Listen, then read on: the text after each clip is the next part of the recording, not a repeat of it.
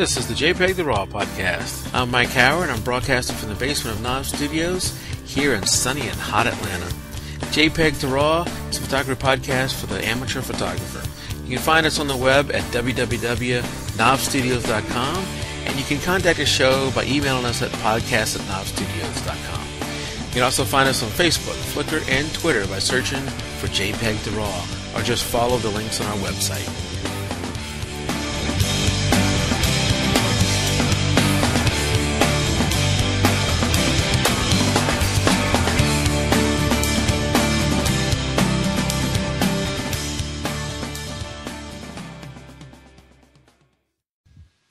All right, good evening. This is the jpeg2RAW show with host Mike Howard, and tonight we have Tim Kemperle back on the line with us.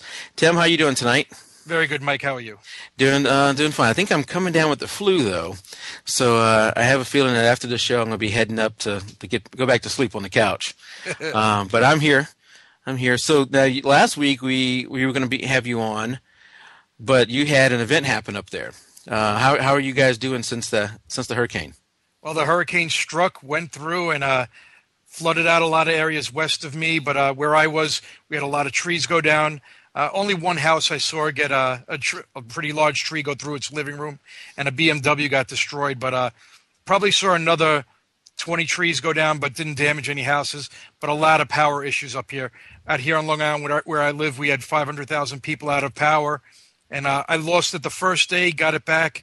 Then on Tuesday, we lost it again for 2 days, and that was the painful one after we had the power back. Boy, you realize how much you need power once you lose it. Oh, yeah. And now what were the temperatures like up there? Was it hot? Actually, you know what? After the storm, it actually cooled off. It was probably, I want to say it was 75 during the week. It wasn't that bad. My office where I went to work, they lost power also, and when I went back in on Thursday and Friday, then they actually didn't have air conditioning. My office got up to 89, so that was painful. Now, I don't know, you're up there in the New York area, right? Correct. Because down here in the Atlanta area where I'm at and where I grew up down in South Louisiana, not only did you have the heat, but you had crazy humidity. How was the humidity there? I'll tell you, once the storm blew through, you would never have known there was a storm. It was absolutely beautiful. Okay. Until yesterday, the weather started going a little south, and then today it rained from, I guess, the remnants of Hurricane Lee. But nothing. It was beautiful last week. It would have been a great week to have vacation. Yeah, but that's good because I can't imagine being stuck in an office with 89-degree temperatures and high humidity. I mean, your arms are sticking to the papers, and it's just awful. You sweat, and I don't know. Being without power is you like you said, you realize just how much you need it for not just for AC, but for all the little things. And at night, having to burn candles, and if you were the kind that watch TV, and you can't watch TV, you don't have any air moving because you don't even have a fan. No, nothing. I mean, we actually slept with the windows open, which is probably a rarity. So yeah, we did it, and it was actually okay. But the one thing I did get lucky with, my wife on Thursday of the prior week's like, "You want me to go to Home Depot, pick up another flashlight?" I was like, "Yeah, you know what? Let me look to see what they have." And I could tell they had next to nothing left. So I went to Amazon, ordered a lantern with a radio in it, and it was delivered Friday. I was like, thank God. I actually had a lantern with light in the house. And you couldn't find batteries up here anymore. If it had a light in it, you couldn't buy it. Everything was the stores did phenomenal service last week. Yeah. Yeah, down here, and you guys will laugh at this, and Jim, who's out and in chat, will laugh at this too. But we don't get hurricanes here in Atlanta. Once it gets in this deep, it's generally just a windstorm. There are some low-lying areas that could flood, but I don't happen to live in one. What we do get is we get teeny bits of snow. I think we called it Snowmageddon, which was this past winter where we had maybe an inch, 2 inches of snow. And what it did is it iced over. The roads were completely iced. And that, made it difficult to get anywhere. And the place is shut down. Well, what people do right before then is they go to the store and they stock up on bread and milk and water and everything like that. Even if the forecast says, tomorrow is going to be 80 degrees, all this is going to go away. They stock up for like a month's worth of stuff. Like, what are you doing? You had nothing in your house before now? Well, I know a couple of guys that live down there from my job, and they said when there's snow and inches, and one of them's from Cleveland. He's like they just don't know how to drive. Everything is paralyzed down there. Yeah, well, it's true, and they don't know how to drive because for one, I always live in the South, so maybe I'm one of those that don't know how to drive. But what I, what I do is I slow down. I have a four-wheel drive, and I have yet to run into a situation I couldn't get out of. It's whatever is crazy with that. The four-wheel drive is amazing. Where I can be on the hill, can't move at all because it's just a sheet of ice with just the back tires on. I stick on the four-wheel drive and it just vroom, right up the hill. But what it doesn't do, it doesn't help you stop. Nope. It doesn't help you turn that much at all. So you still got to come up to the stop sign slowly and be careful. And a lot of people around here don't. They just drive like it's a normal day, and that's why they get in all these accidents. I will say that when it was the absolute worst, and when really there was nobody on the road, my son and I hopped into the 4Runner and went driving around. My wife was pretty upset with us, but we went driving around, skidding and sliding, trying to find a spot where we could get stuck. We went into parking lots and would have had a steep hill coming out of it, and had no problem getting out of any of them. But my truck is not all that powerful, but this is the one time where I could be doing 30 miles an hour and gun it and actually spin the tires. Yeah, that's. But I say that there was nobody around me at the time, and it was a wide open piece of land, of road. So, Well, I know we get the snow up here a lot, and it's sporadic. Last year we had a 2-foot snowstorm, and then you get nothing for a long time. And I'll tell you, when I go around a turn, if there's nobody around me, I'll force the car to slide just so that I can practice regaining control of the car. Because there's going to be times when it's going to happen when you're not ready for it. Yeah. So at least you practice it. And you see a lot of people that wreck. And it's usually, like you said, the people with the four-wheel drives. When I go upstate to go skiing, if it snows, more often than not, the vehicle that's in the gutter or in the ditch is the four-wheel drive person because they just don't know how to drive. Yeah. Or they think they can do anything. Right. That's the thing. It can't do everything. It can't stop any better. I don't think it can turn any better. And a lot of times we're a higher center of gravity, so it may actually be worse. Yeah, it probably is. So, you got to be careful. Anyway, so I guess that's where we're at right now. Let's go ahead and head into the show. This is show number 7, and this is your third time on, Tim? Correct. At some point, I'm going to trick you into being co-host. Tim's going to be saying, "What? Why am I on every week?" So before we head into this, into tonight's main topic, I want to talk about a few pieces of news. If you listen to the Home Tech Show with Jim, that I was on last Thursday, we covered a few of these things, but I wanted to cover them here too. And I'm a big Nikon guy. I like Nikon. I have no intentions of ever switching, and I've often given advice that you should buy one of the two, Nikon or Canon, because they're a huge lens selection. But Tim, you use a Sony, and before that a Minolta. Correct. And Sony, the good thing about having competition with Sony and Olympus, and who else is there out there that's big? I don't know. You got a couple of trying Sigmas out there. Sigmas out there, but Sony is one of those ones that they may push the whole market in directions it wouldn't have gone in without them. So they just announced the SLT A77, correct, their flagship camera, and the features it has is a 24 megapixel camera but it can shoot 12 frames per second. Correct. That is just crazy fast. Maybe I can do it here too. I did this little thing on the Home Tech Show Thursday, and when you hear 12 frames per second, and good gosh, that's almost full motion video was 25, 29, 25. Yeah, something like that. So it's almost half full motion video. That is crazy. So my D2H can do 8 frames a second. So I'm going to try and get it to do that. My room's a little dark, so it's going to be a little bit difficult. But let's see if I can get it to do it. Hold on. You hear that? Yeah, it's like you're figuring another 50% faster than that. Yeah, and I think it wasn't doing quite 8 frames because I don't have enough light in here and it wasn't keeping up. But you get the idea of how fast that thing's taking taking pictures, and the new Sony is going to be quite a bit faster than what that one just did. On top of that, it's 24 megapixels, which is just crazy. They're able to move that kind of data, across the buffer into the card that fast. And I don't know how big the buffer is and how long you can take 24 frames. Well, they're talking about that the buffer is for 13 frames at RAW. So Okay. I've been reading some of the message boards on it because I'm seriously considering upgrading from my A700 to this, which would be the replacement to my camera. Because there's a couple of things I like about it. I do like the 24 megapixels. I like the idea that it has a video camera, even though I probably won't use it often. Right now, when I go on vacation or if I go somewhere, I have to carry two cameras, and it's a pain in the neck to carry two cameras. And I've seen some videos from some other people that have video cameras in the SLR, and it's excellent. In my mind, it actually works really well. Now you have something for those times when you need it. Yeah, I will still have my other high-def video camera for when my son's doing maybe a concert at school, but when I don't have another camera with me, this is a perfect opportunity. Yeah, I think in this day, if you're going to buy a DSLR, I mean, video is one of those things you really got to look at hard into why you would buy one that didn't have it.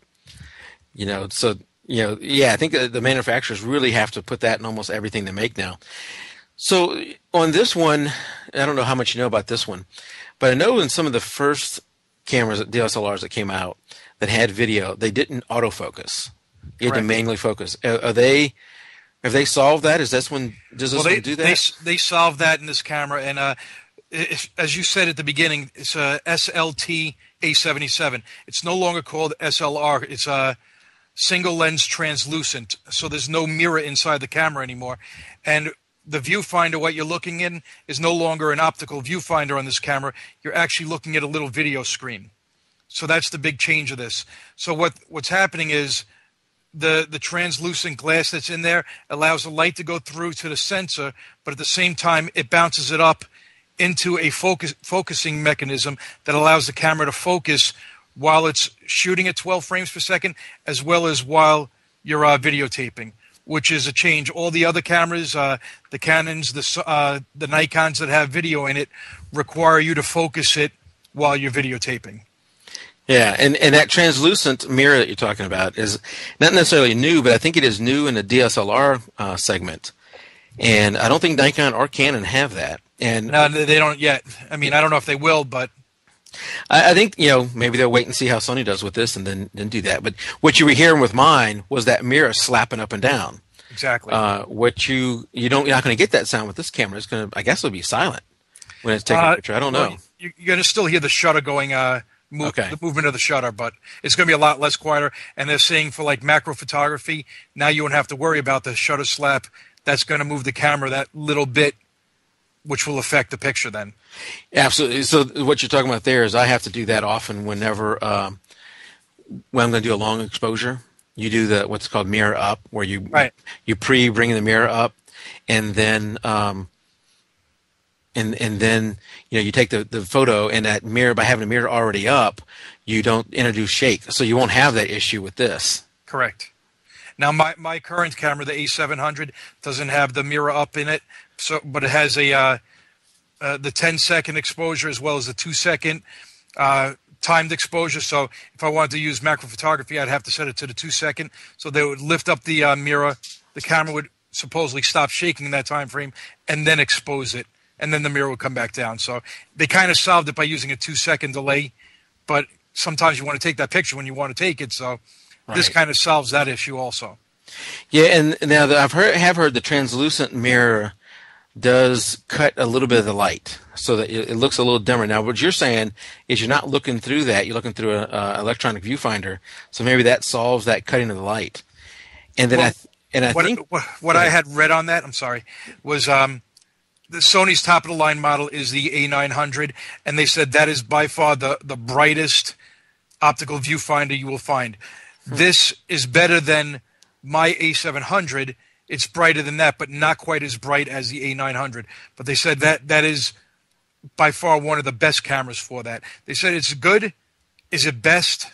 the jury's still out. I guess when it gets released in October, when all the reviews are out there, then I don't know. And I have the luxury, at least, that B&H Photo is relatively close to me. It's probably within an hour train ride or driving into the city. That's where I actually buy all my camera equipment. I can go in there and test the camera out, which is what I'm going to wind up doing. I'm not just going to buy it. Yeah, I think it's around $2,000 or so. Maybe that's with the lens. Yeah, that's with the 1650, and that's a 2.8 SSLM lens. You know, while that sounds like a lot of money, that actually is a reasonable price for the type of camera you're getting. I mean, you're not buying the entry level, Canon Rebel or the entry level Nikon, whatever that is. You're buying a decent camera, and so $2,000 with a lens for this thing is really not that bad. That's why I'm seriously, because actually I've been looking around. What can I sell on eBay to get some additional money for this? Well, let me know how that goes, because I've got several things I need to sell on eBay, and I've just never brought myself around to it. Some of them I feel like I need to send off to get fine tuned before I sell it, and I just never get myself to do it. But I think Sony here is going to. I'm still a Nikon guy. I'm going to remain a Nikon guy, at least for the foreseeable future. But I like having a competition. I like Sony. Looks like they're going to push Canon and Nikon. I agree. I mean, this camera won't take over where Canon has the market on the sports photography. Like if you're watching the U.S. Open, every camera on the sidelines is probably Canon. That's not going to. Sony's not going to supplant them. But you know what? They're gonna go past some of these other cameras and the problem is, like you said, you have a lot of equipment. Yeah. Somebody's got Canon's probably got a lot of equipment. You're not going to convert those people over. It's the new people that Sony's trying to get over. And there's a ton of new people. There's a ton of people that don't have much money invested in glass. So there's a lot of room for Sony to move in here. Absolutely. And I need to check recently on one of the sporting events, because I know at one point, like maybe the Summer Olympics time before last, it was almost 90% white lenses, which is Canon. Right. And then every once in a while you see a black lens, which is most likely Nikon.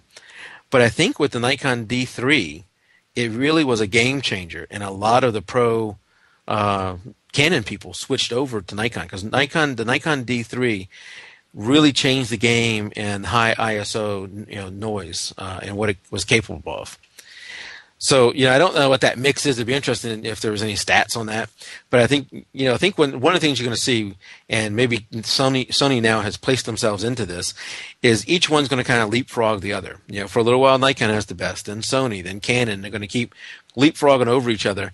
And if you're going to chase them around, you're going to be spending a lot of money. Right. So that's why even if, another thing is I don't always buy the best camera as soon as it comes out, because those things are super expensive.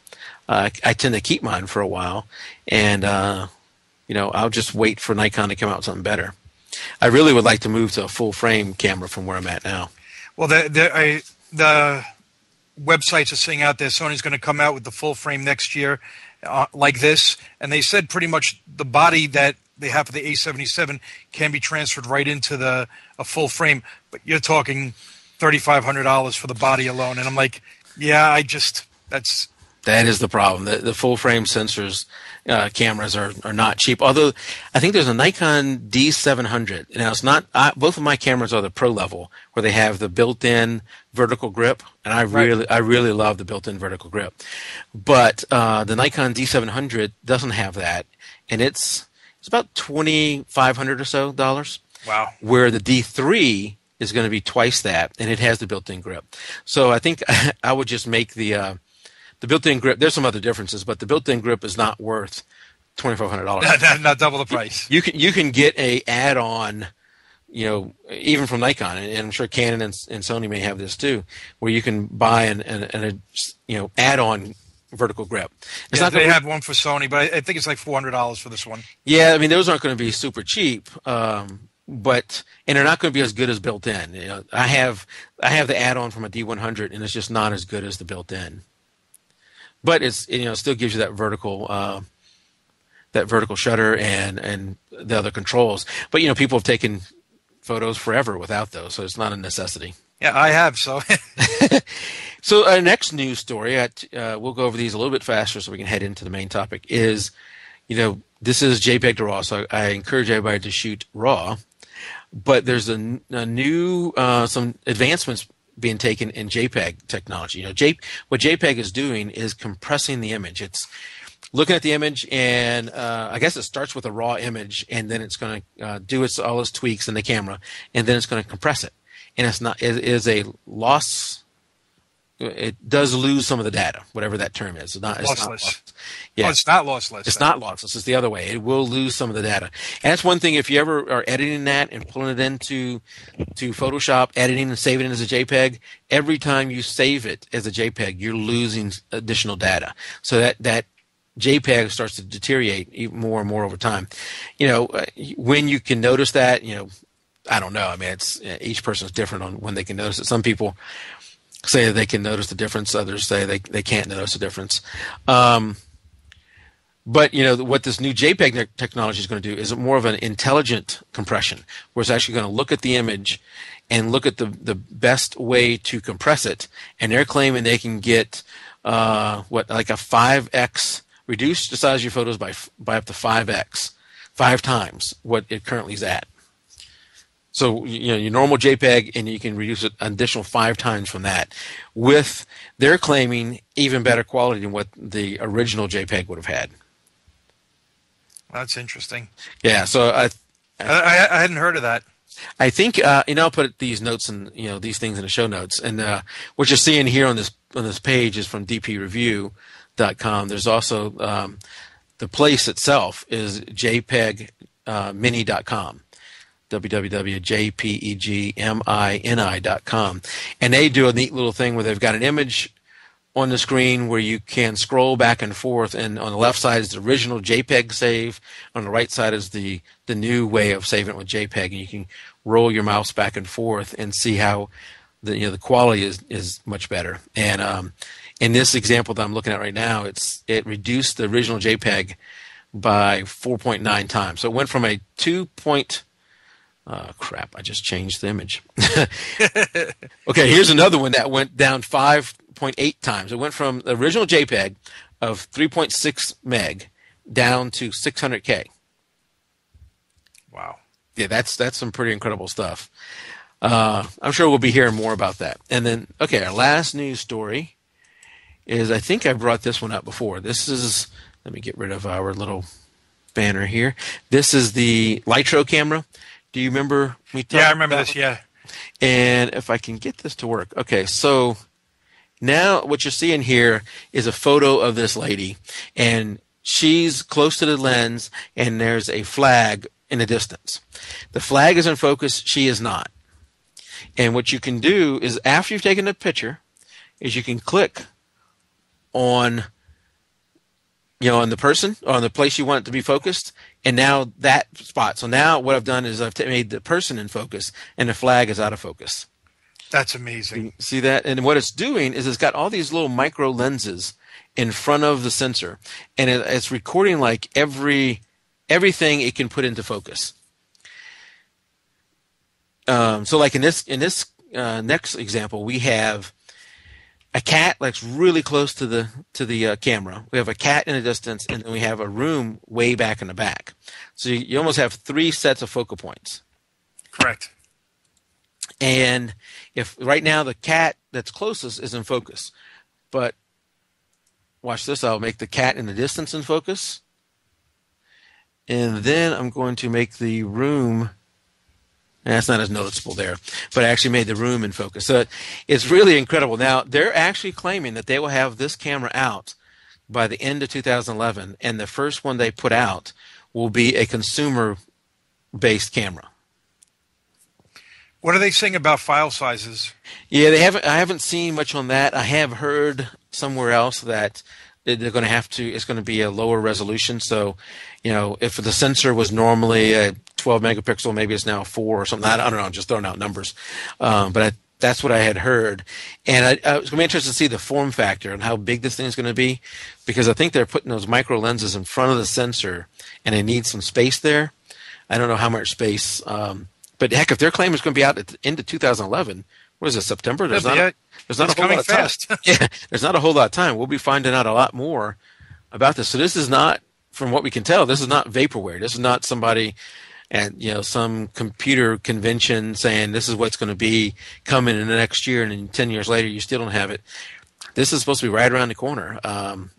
Be interesting. And what they're saying actually is you can put your camera to wide open. So let's say you've got that 50 millimeter. I talk about it all the time. You got it set to f1.8. You don't even worry about focusing. You just shoot. Right. And then later in software, you focus it. Now I think it saves it in a proprietary image format, and then you have to use their software to convert it. You can eventually output it as a JPEG or a TIFF or something like that, but the initial editing of it has to be in their software. Well, I wonder if once you save it out, will you be able to adjust anything, or if you're only going to be able to do it in their format? Yeah, I think once you've saved it as a JPEG, it's no longer capable of making those adjustments. So you'd have to treat that original file format as your RAW, basically, and then once you've decided here's the focal point. And I'm going to now put it up on Facebook or Flickr or wherever I'm going to put it up on. At that point, it's no longer adjustable. It's going to be whatever it is. Well, I could see websites popping up afterwards that allow you to post that picture where somebody will be able to adjust that. Yeah, and if you're watching the show live here, you saw me focus in on different things on this thing, and I didn't download anything special. Right. So I could see that happening. Yeah. It's crazy to play with. So I'll put the show notes. I'll put this in the show notes too. So head out there and how you can focus in on different things. I'll tell you, it's amazing. You think about when now you and I are around the same age, when we grew up, and I remember watching TV with my father, and he'd be like, "Oh, that's trick photography." You cannot believe anything you see in a picture anymore. No, you cannot. Maybe that's a good way to transition into tonight's main subject, and the main subject for tonight is motivation, and what it takes. What is our motivation? To get out and take photos, and what gets us out into the field taking photos. Like for me, we just had Labor Day, and unfortunately, I did not take one photo. I was busy doing other things around the house. I didn't take any photos, and come Monday afternoon, I'm kicking myself because it actually was raining here all day Monday. I was kicking myself Monday saying, I cannot believe I let the whole weekend go without taking any photos. Now, when you're on vacation like you were, Tim, out in Disney, that is kind of motivation. And when you're at a location, it's motivation. But unless you're taking vacations all the time, how do you motivate yourself between vacations, and during regular times to get out and advance your photography or just get out and take photos?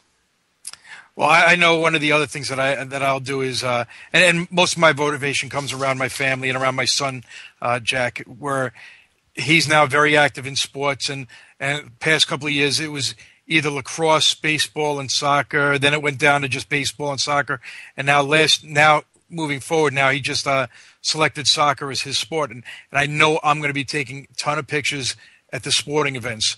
So my main motivation is around my family. I don't do this as a professional hobby.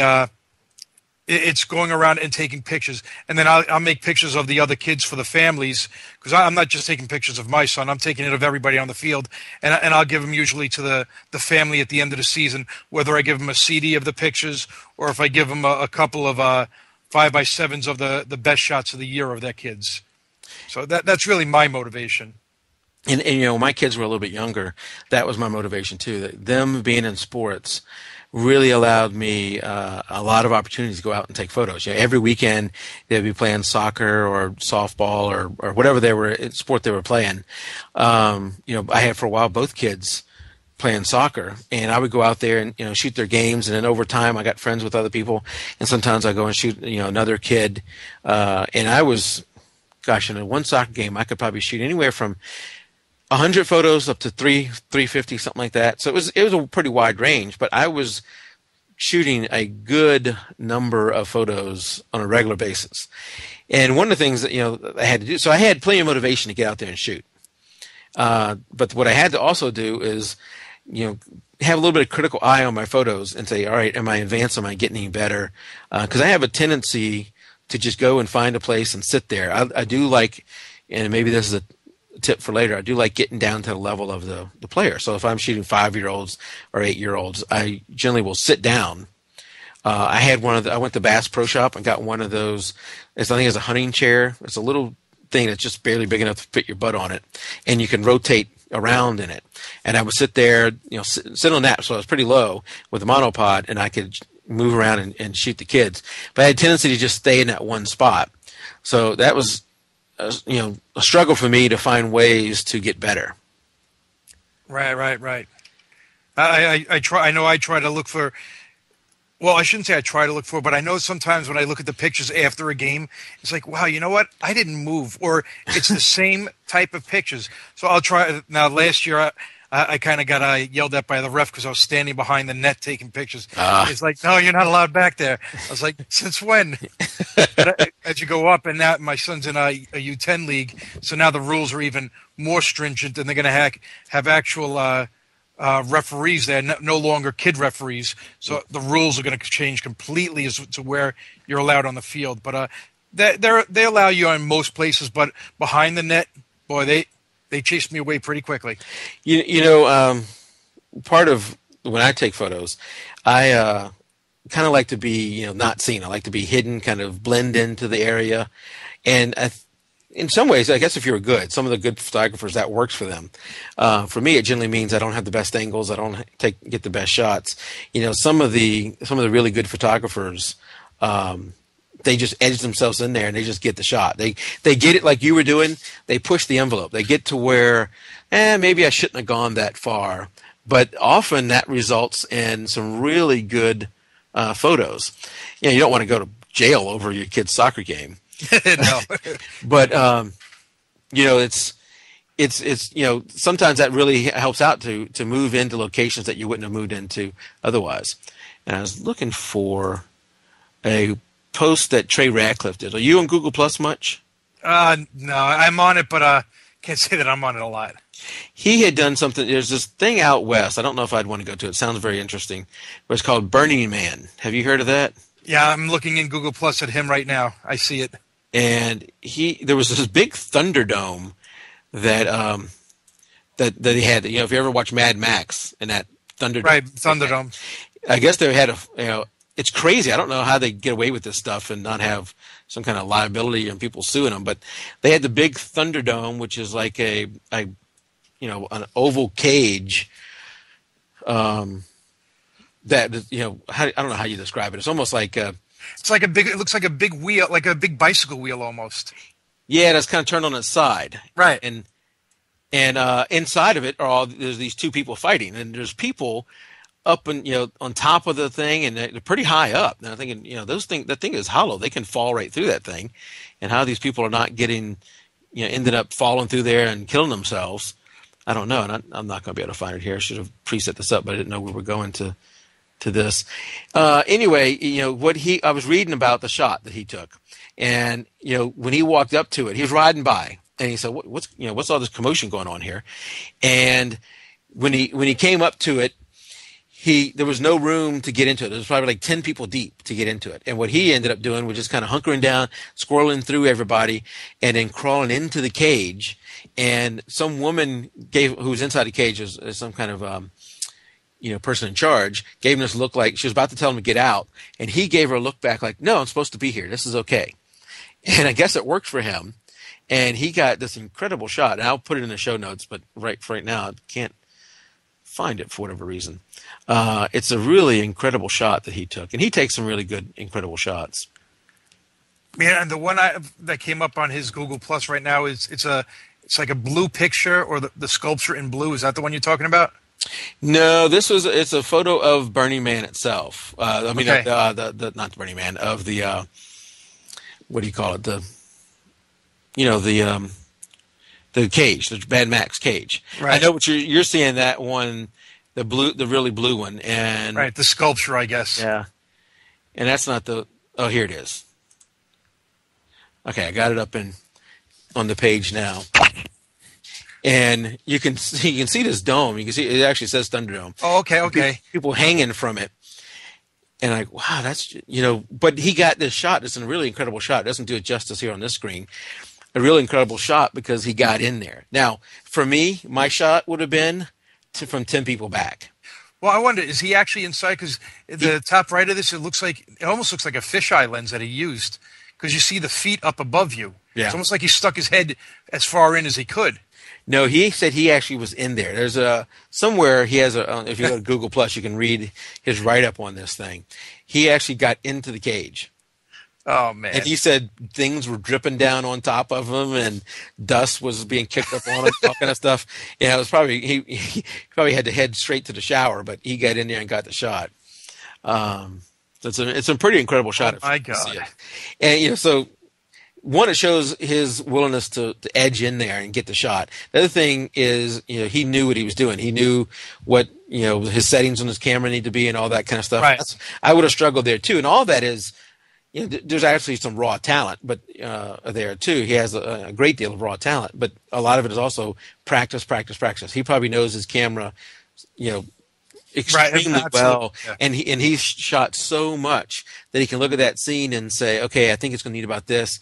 Get really close with his first shot, and then maybe make some adjustments after that. Where I think I would have struggled, got my shot and got out of there as quick as I could, got back home and said, didn't turn out that well, and deleted it.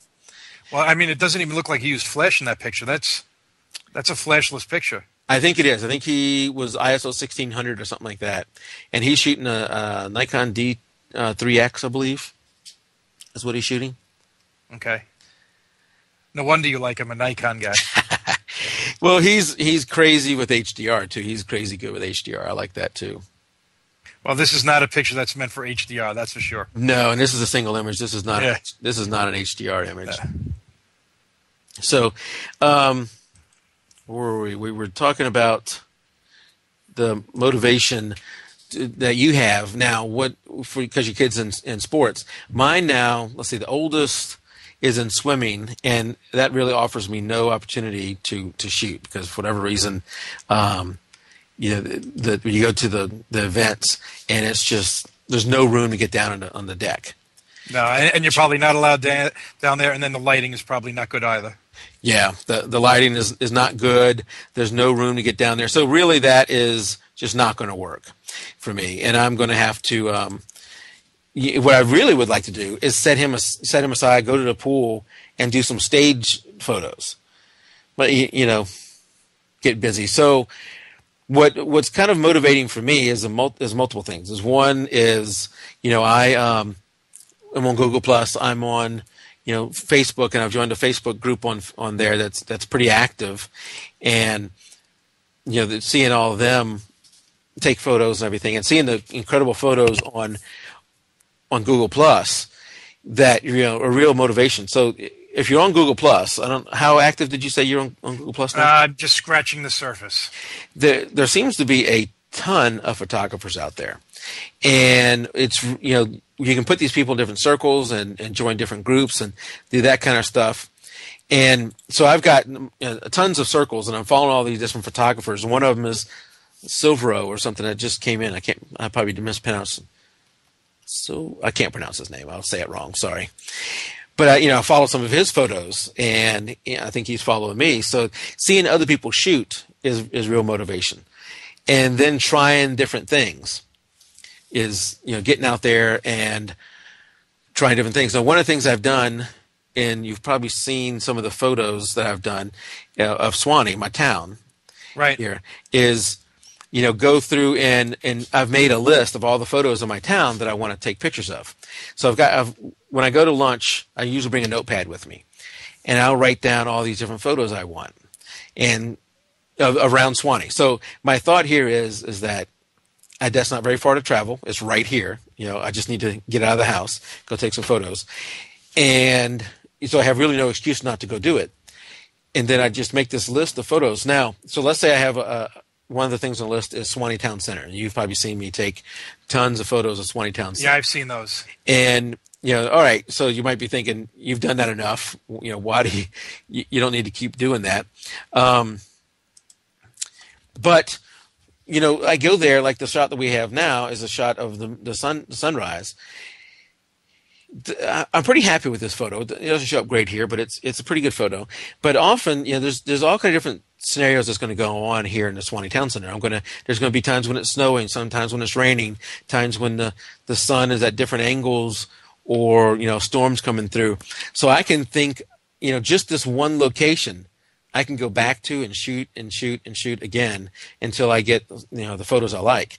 Now, I don't want to just have this one location, so I'm finding other locations around town. And, as I drive around, I may make another list, or I bring my cell phone with me.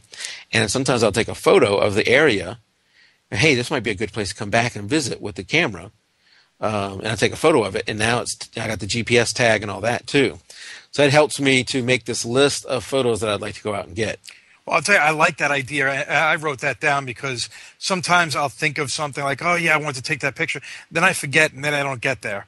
And I know if I don't write it down, I'm not doing something. So I like the idea of writing down places, kind of like that bucket list of things you want to take, in this case, pictures of that you may not do otherwise. And like you said, this town center, I've seen you've had the close-up picture of this where I think you showed it as HDR pictures. Yeah. And I've seen this picture, but it's the first time from this angle. And this goes to show different angles of the same subject means something totally different. That is a great point, because one of the other ways I get motivation, I think we've talked about this before, where you go online, let's say to Google or to Flickr or something like that, and you type in, so let's say in my case, I want to take photos of Swanee. I go into to Google or to Flickr and I type in Swanee, and I get a bunch of crap, but I also get photos of my area, of people who've taken photos in that area. And oftentimes, I might look at, I've done that shot, I have that shot or whatever. But then you'll come across something and you go, wow, I've been there a ton of times, but that is a whole different angle than I've ever shot before. And I really like it. And I'll click on that, go to see what that person has done, and maybe get even more ideas on things to shoot. To me, that's another great way to get ideas on where, things go out and shoot and add to your list. Well, absolutely. I know my father had a picture of he had taken over in Germany, and this was probably 40, maybe 50 years ago, of Neuschwanstein, and that's the castle from Chitty Chitty Bang Bang, and it's that fairy tale castle that everybody's seen. And he had a certain angle of the castle, and I wound up going over there in 1994 on a tour with some other people, and I tried to get to that angle, and I realized where he took it, he was actually on a mountain where our bus didn't go. I got it from a different angle. It was a beautiful shot, but it wasn't the shot I wanted. And then we wound up going there probably about 6 years ago with my parents, and we tried to get there, but the weather was terrible. And we got to the castle, but we didn't get that picture. But we are going back to Germany again next year. And I told them, I said, we're going back to that castle. And I said, I want to get that picture that you have, because it's something he took, and it's a type of picture I want to put side by side in a frame of something that he took back in 1962 when he took it, to when I took it in, let's say, 2012. So to me, that's motivation. Yeah, that's good. That's anything like that. That's so. Let's see. Let me put this photo up here. This is one of the photos you sent me. It's coming up. It's of a mountain here. Is that? That's over in Germany. That's okay. The Zugspitze. That was actually in Greinau, Germany. It was a beautiful location, and I liked how the trees framed the mountain. Yeah. So I mentioned I bring a notepad with me, and then also if I'm looking at stuff here on screen, on Google Plus or with just regular Google or Flickr, I kind of write those things down too in my notepad. And just when I go out to lunch, I kind of think of different ideas to shoot. The motivation for me and you as amateurs is different from a pro. Pros have to worry about, satisfying a client, and, if they're the breadwinner, they got to worry about paying the bills. But I imagine they got some of the same, problems that we have. And that is, for instance, when I was shooting soccer, I shot thousands and thousands and thousands of photos. But a lot of them, I go to a game and come back and, they're pretty much the same shots I've had before. There's nothing unique out here. And I think pros have that same thing. They got to constantly refresh the way they are shooting, come up with different ideas, or else it's going to get stale. The one thing that shooting sports helped me do is I did learn light a little bit better. I tried to, now you say you shoot manual, right? Correct. So Most yeah, of the time, vast majority of the time. okay, yeah, you got a big advantage over me on learning light from that because I'm shooting in aperture mode, which the camera's making some decisions for me. As when you're shooting in manual mode, you're probably a lot more conscious of the light.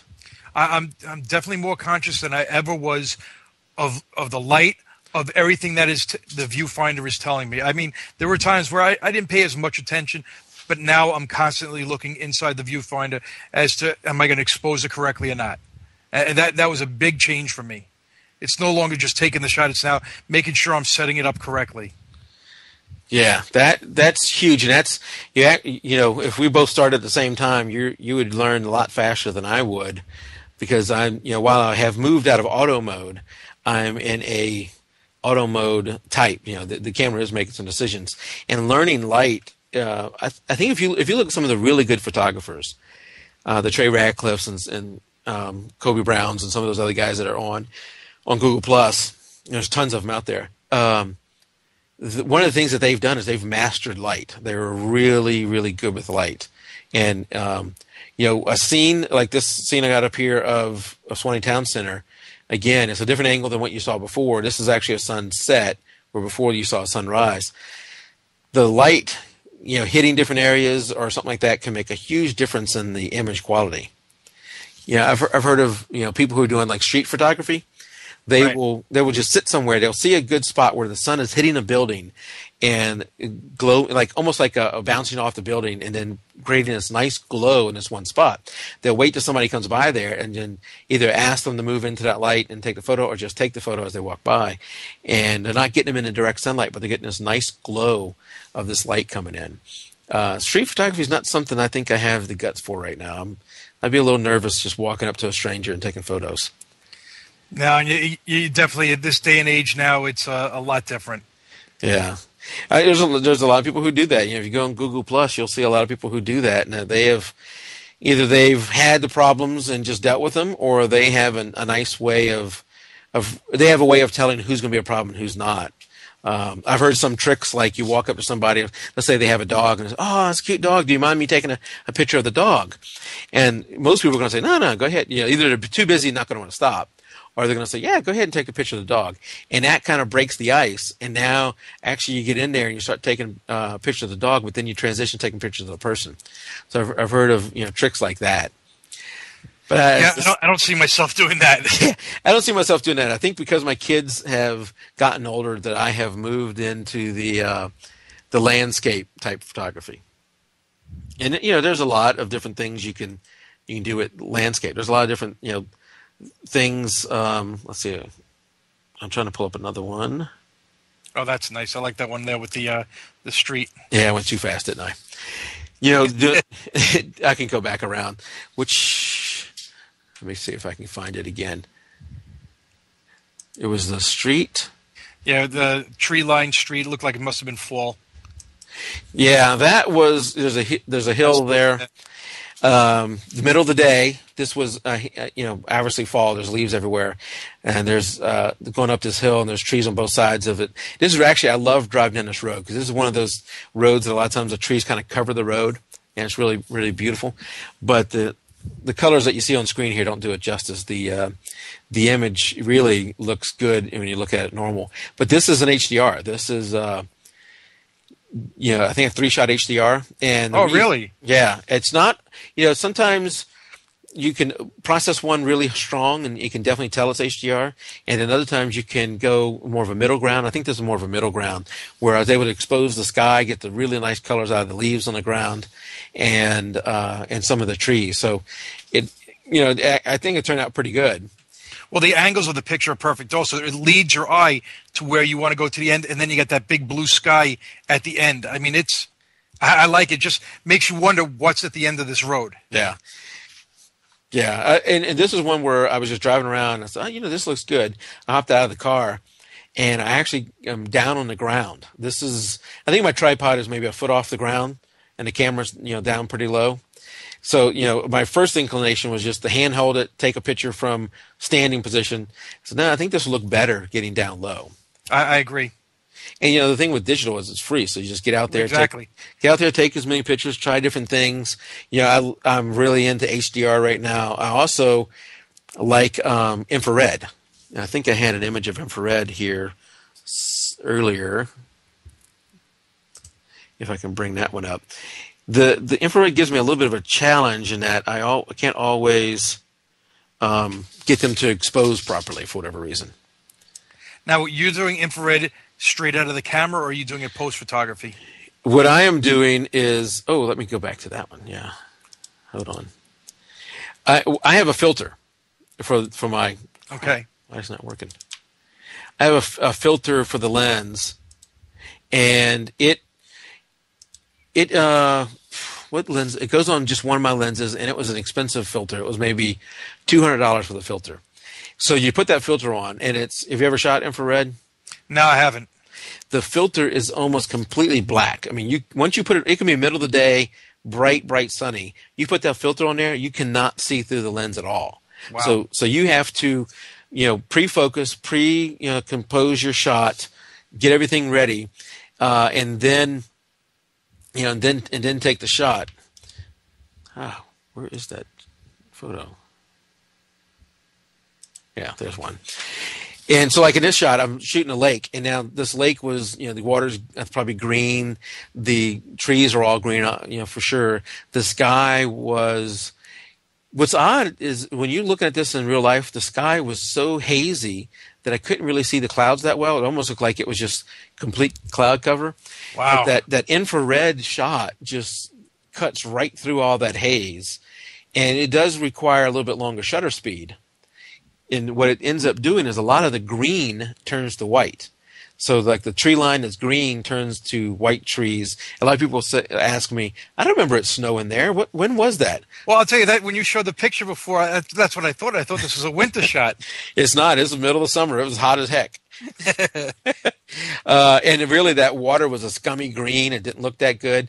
Infrared can take a scene that is not that great looking regular and just convert it to this beautiful scene. The trouble I'm having is when you bring it into Lightroom or Photoshop, whatever, it's like really, really red. And you got to run through a conversion to get it to these colors.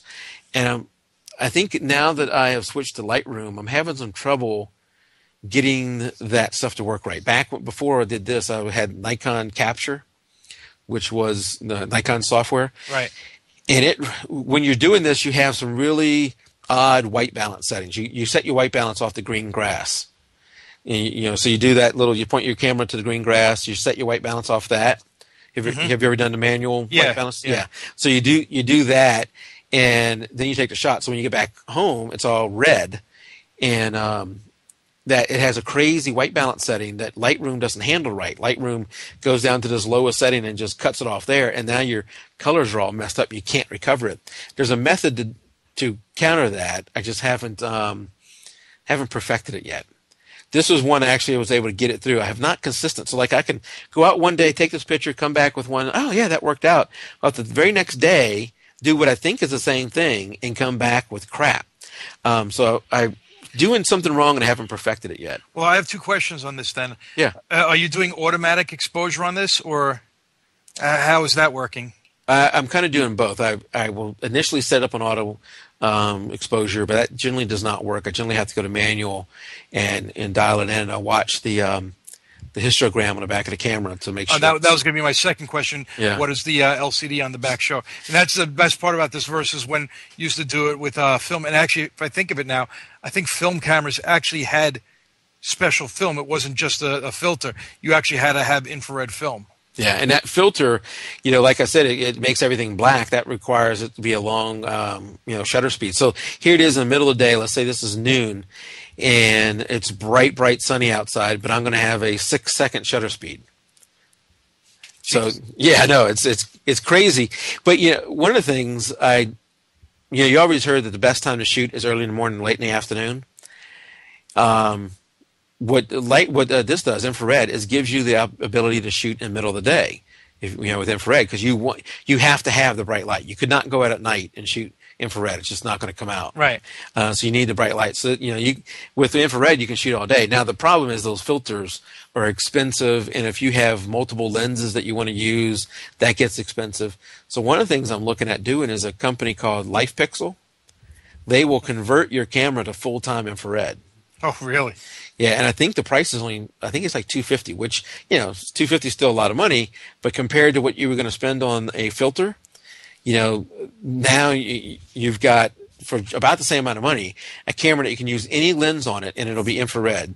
It also, because it's not having to put that filter on there and cut out all this light, it actually has normal shutter speeds.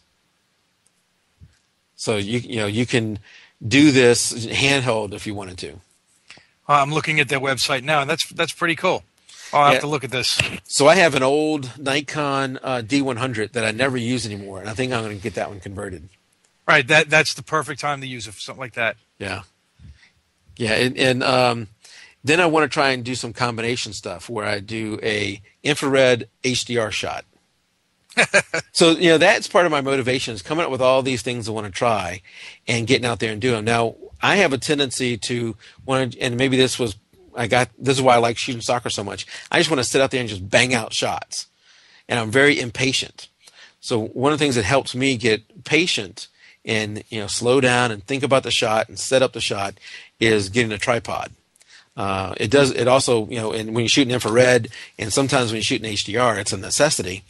But then on, just regular landscape shots, if you bring that tripod out there, for me at least, it slows me down to where I'm going to start thinking about my framing, start thinking about, my angles and all that kind of stuff. Right. Make sure everything's level. Make sure you see what's in the actual picture that you're going to take. I agree. I think when I use a tripod, I'm more likely to set up my picture versus just snap off a bunch of pictures. Yeah, it is a challenge in that it it's extra weight to carry around. It's now you got to drag that thing around, set it up. It's a pain. It's not for everybody, but I enjoy doing it. And so I talked about motivation and my list of things I want to take photos of. So one of them is we live real close to the Chattahoochee River, probably 5 minutes from the Chattahoochee River. That's a main river here in Georgia. And I want to go out there. There's people who fly fish and canoe and do all this kind of stuff. I want to go out there early one morning and get some fog on the river and a fly fisherman and take some photos of that. So that's one of the things on my list. So I had gone out there to scout the area out and to see, all right, where's a good place to go? Where can I get down to the river, and where would I stand and all that stuff. And while I was there, this is again middle of the day, I decided, I'm going to take some photos of the river in HDR. I think the one you're looking at here is a 5-shot HDR image. And I'm on a tripod. I got, I think, half the tripod sitting in the water actually, taking a shot. And you can't see it well here, but I mean, I think it came out really, really nice. The colors are really nice. Well, I like the colors they punch, and you must have had a polarizing filter on as well. Yeah, good catch. I did have a polarizing filter, and I like polarizing filters. Also help punch up the blue sky. I think it makes the blue sky good. It helps the clouds come out and separates the clouds from the blue. But the other thing where you probably picked it up is the water. Right, you don't have the reflect. You can see through the water. You can see through the water because with a normal, if you don't have a polarizing filter, you'd have all that glare on the water. You have a little bit of glare here because of the angle, but that polarizing filter cut out a ton of glare, and it really you can see all the way down to the bottom of the river there. And it's deceiving. It's deceiving because you think that water's not that deep there. That water right there is probably 10 feet deep. Oh, really? Yeah. I would have bet it was like about a foot deep. No. You're standing on this rock, and if you're not careful, you will fall off into that water, and it's crazy deep in certain spots. And to get to the location I was at was a little bit of a hike, and I had to go over this hill, and I almost fell in several times getting to the spot. So I need to find an easier location. But it was deceiving because you look at it, you can see down to the bottom, with your eyes, and you go, that's not too deep. And then, you look a little closer and go, wow, okay, yeah, that is deep. Let me tell you, Mike, I just got a shiver just thinking that I would have fallen in with all my camera gear. I was like, oh my God, it's sick to my stomach. Well, wait till you hear this story. So the big hike I did to get to this location, I figured there's got to be a shortcut. I don't I don't want to have to walk all the way around like I did before. And I see this little trail, and it kind of goes up this steep little embankment, and it's maybe like a foot and a half wide or whatever. I said, okay, here's what I'm going to do. I'm going to put all gear back in my camera bag.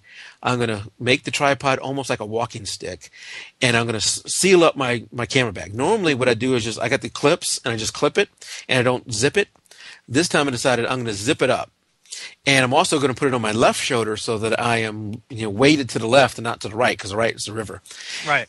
Well, that wasn't working too well, so I could barely move up this hill. So I decided I will just put the camera bag up in front of me, set it down on a piece of ground that is stable, and then I'll climb up, grab the camera bag, and keep doing that as I make it up this hill.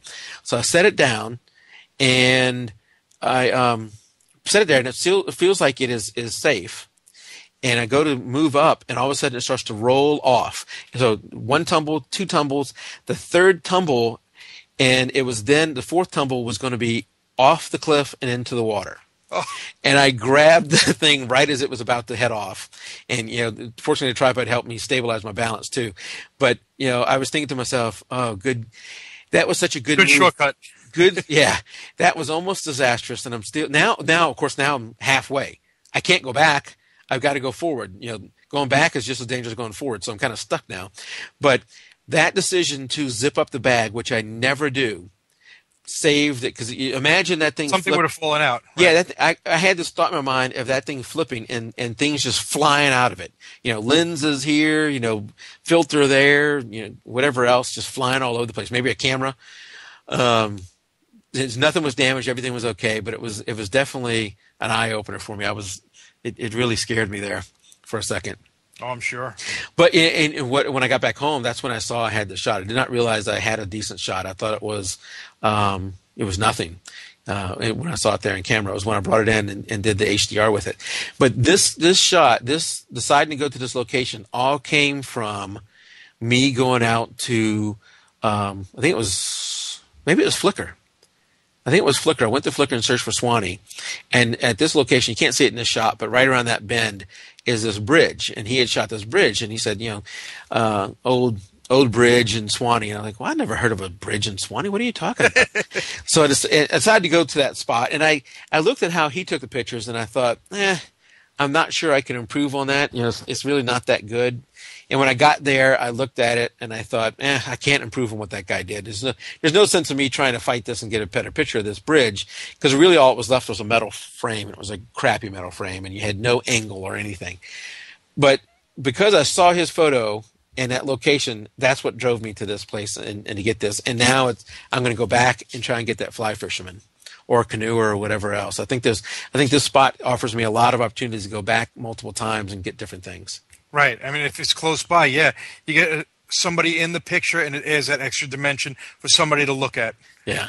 The other thing is this is fed from our dam. We have a big lake up here, and this is fed from our dam. And it was 95 degrees that day when I was hiking there, so I was sweating by the time I got there. I said, oh, let me just, take a little bit of water and splash on my face, get some of this water on there. That water was ice cold.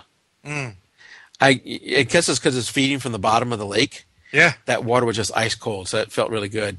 The other thing, and people get in trouble here, is when they release the dam, this thing rises pretty darn fast. And so I had this fear in the back of my mind that, I have seconds to get out of here once the water starts. I don't think it's quite that bad, but I had set my camera bag right at the edge of the water, and I said, I'm going to keep looking back at that thing, and if the water ever touches it, I need to... Time to get out. Time to get out really fast. Well, yeah, you could see, I guess, in the background of this picture, it's probably about maybe 5-10 feet that the water line rises versus what this is. Yeah, probably about 10 feet. And of course, my wife says, why didn't you just check on the website to see when the dam release schedule is? I was going to ask you if they have that. Yeah, that's the woman way to do it. The guy way to do it is don't ask directions. Just go there and show up and hope you don't die. So anyway, I think that we're getting a little long here. We're after 9 now. I think that gives a thought on my motivation. Do you have any closing statements on motivation that you want to talk about for you? No, I think that what we talked about covers it. But like I said, family for me, family and friends right now are my biggest motivations. While I like photography, I haven't gotten into what you do, but I did like the idea of taking locations of the town where you live. And I'm probably going to go out to Flickr and look up some pictures or locations from within my town. Now, I live here 14 years, and I know there's plenty of areas here that I have never seen. So it'll be an opportunity to go out and see different things. Yeah, and I got a picture here of your son now, and when you have young kids and they're involved in sports, that gives you a lot of opportunity to go out and take pictures and try different things. It's gonna be interesting, when he gets older, and you need to transition to other things. I think then you kind of have to change your motivation and what you're going to take pictures of. Right. I wonder how much longer he's going to let me take pictures. Well, if he's in sports, you still got quite a few years Yeah, left. sports. But when I want to take a picture of him, Dad, stop already. Yeah, I get that. I'm past that. My kids just won't let me do it anymore. I think you've seen that picture I did of I think it's 5 pictures of the kids, and they have like the reflection. Yes. Of them. So I'll put that in the show notes too. But it's that was in our leaves. So we had a tradition that every year I would rake the leaves in the front yard. They would come out and play in the leaves, and I'd play in the leaves with them. So this one year I said, all right, in order for you guys to be able to play in the leaves, you got to let me take pictures of you in the leaves. Oh, Dad. So I even made them dress up and get it, the flannel shirts and everything, and get in there. And I took a bunch of pictures. But the year after that, when I threatened the same thing, I said, okay, we just won't play in the leaves. Yeah, there you go.